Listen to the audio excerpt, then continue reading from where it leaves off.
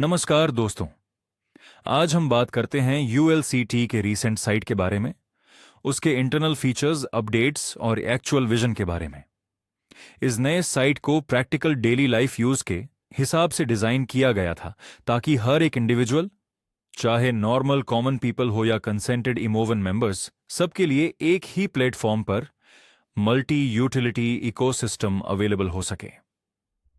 नए सिस्टम में वोल त्रुटि, करेक्शंस, एरर्स और बग्स आना लाजमी था, जिसे यूजर टेस्टिंग और फीडबैक के हिसाब से टाइम टू टाइम अपडेट किया जा सकता था।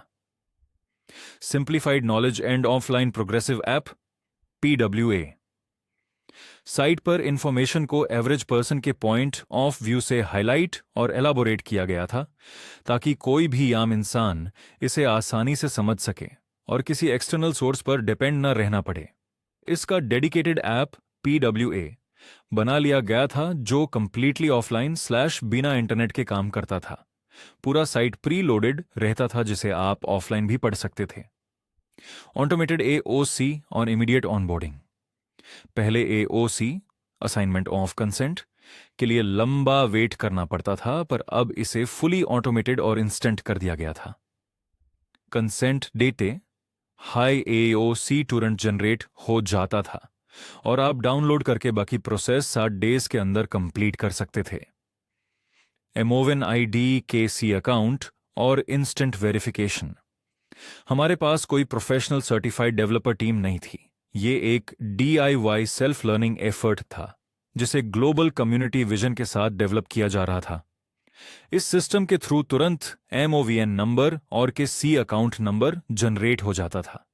बेसिक कंट्रीब्यूशन वेरिफिकेशन के बाद अमाउंट कन्वर्ट होकर के C वॉलेट में क्रेडिट हो जाता था। उसके बाद KC कार्ड और वारंटी डीड कार्ड जनरेट होता था जिसे आप इंस्टेंट डाउनलोड या डिजिटली सेव कर सकते थे। लीगल फिक्शन सिस्टम एग्जेम्प्लिफिकेशन और backdoor trust logging. Legal fiction system, agents या कॉरपोरेशंस के साथ एग्जेम्प्लिफिकेशन होने पर आप ये कार्ड स्कैन कराकर वेरीफाई करा सकते थे कि आपका ट्रस्ट के साथ वैलिड रिलेशन है या नहीं, जैसे डिजी लॉकर चेक करता है। सिस्टम ने कब किस इमोवन का ID क्यों चेक किया, उसका पूरा लॉग बैकडोर में ट्रस्ट के पास रहता था और नियर बाय इमोवंस को अलर्ट मिल जाता था। इमरजेंसी SOS पैनिक सर्विस और इनएक्टिविटी अलर्ट। इमरजेंसी के लिए SOS सर्विस ऐड की गई थी।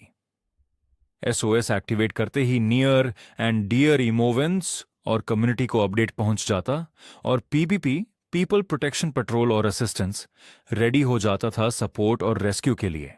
इसके अलावा अगर आप 48 से 72 आवर्स तक कंटिन्यूअसली इनएक्टिव रहते हो तो कम्युनिटी के पास ऑटो अलर्ट पहुंच जाता था ताकि आपका स्टेटस ट्रेस करके कंफर्मेशन लिया जा सके कि आप सेफ हो या नहीं। नेटिव सोशल फीड और localised service matching.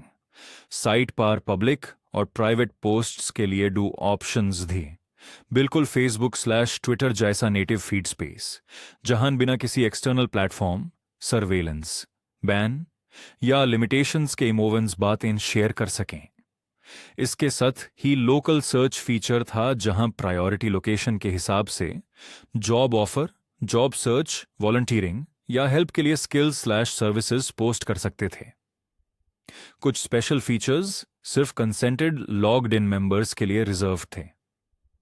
NFC knowledge credit के C, इकोनॉमी और स्वेट इक्विटी, सारे ट्रेड डील्स के C, नॉलेज / किंडनेस क्रेडिट में होते हैं। इसमें NFC मॉडल के जरिए ऑफलाइन मार्केट्स में BHI UPI / QR की तारा रिक्वेस्ट सेंड / रिसीव कर सकते हैं, जो ऑनलाइन आते ही मैन सर्वर और लेजर्स के साथ ऑटो सिंक हो जाता है। Sweat equity generation. जब MOVN-A MOVN-B के लिए एनर्जी कंट्रीब्यूशन करता था तो A के रिक्वेस्ट भेजने और B के एक्सेप्ट करते ही B के अकाउंट से डेबिट होकर A के अकाउंट में KC जनरेट / क्रेडिट हो जाता था। Synchronised ledgers, public defaulters list and BBAM। Geo tagging. Online और ऑफलाइन मॉडल सिंक्रोनाइज थी। PDF प्रिंटआउट या लोकल के C बैंक एस्टैब्लिश कर सकते थे। लेजर्स अपडेट ऑप्शनल था, जिसे सीनियर MOVENS 0 एक शून्य के गाइडेंस में सुपरवाइज करते। लेजर सिंक, जिसका डेटा असाइन स्लैश रीअसाइन होता वही रिफ्लेक्ट होता, पर जिसका नहीं था। इसका मतलब यह नहीं कि उनका एग्जिस्टेंस नहीं है। Corporation public defaulter list, corporation के साथ सक्सेसफुली एग्जेम्प्लिफिकेशन कंप्लीट होने पर नाम लिस्ट में आता था, ताकि अपकमिंग EMOVs का टाइम वेस्ट ना हो और प्रोसेस सुपरफास्ट हो जाए। BBAM, building land and asset management, live Jio location marking के सत एसेट्स स्लैश प्रॉपर्टीज सिक्योर करके रिस्पेक्टिव कॉरपोरेशंस को इंस्टेंट मैसेज भेज सकते थे। कंक्लूजन, अफसोस, काम पूरा होने से पहले ही इस साइट का मोटिव लोग समझ नहीं पाए, या शायद मैं समझा नहीं पाया, जिससे सब बैड लाइट में चला गया और इसे होल्ड पर रखना पड़ा। मुझे लगा था कि कम्युनिटी को इसकी जरूरत है, पर शायद नहीं थी।